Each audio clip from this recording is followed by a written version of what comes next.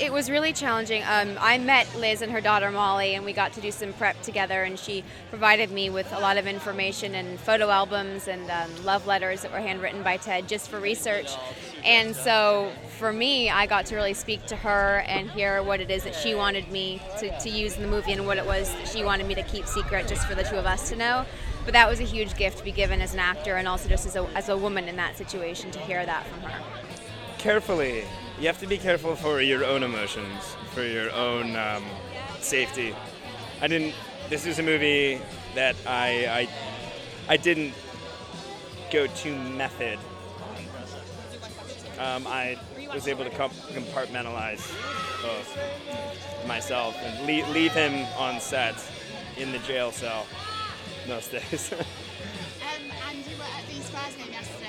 Yeah. This is a bit of controversy because you've been to see Arsenal before in an Arsenal shirt. So are you a Spurs fan or an Arsenal fan? I'm an everyone fan, first of all. I love sports because sports are amazing, and I love football and Premier League because it's one of my favorite sports. But it's also newer to me than a lot of British people. So I'm a fair weather Spurs fan, but right now I love the Spurs.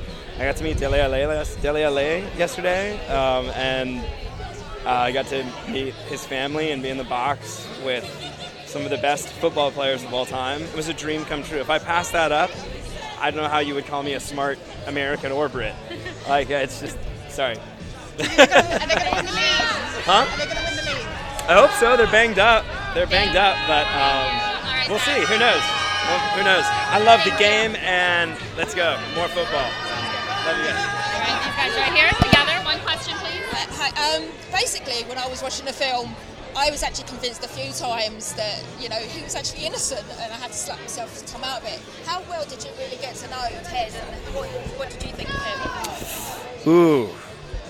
Man, he's vexing. He's like really, really a confusing... It's so interesting because the perspective of the movie takes you to an era where there were no cell phones, kind of like that Stranger Things area, the 70s, the late 70s. And what he was able to get away with and him being able to escape prison twice. The saga of this man is just so many twists and turns and so much malicious evil. And it's a story that hasn't been told from this perspective before. And this unique perspective is probably the only way that I would ever do a serial killer movie, I think. It seems you worked on the Ted Bundy tapes as well, and now you've made this from Liz's point of view. Yeah. What kinds of elements do you could use from how you made the documentary and how you made the film? Can you put them together, or did you have to approach it differently? Yeah, well, I look at both projects as kind of two halves of the same coin. One's a deep, dark dive into the mind of the killer, and the other, which is the Conversations with the Killer, the Ted Bundy tapes, and Extremely Wicked is a deep dive into the experience of being a victim, of being seduced by a charming psychopath.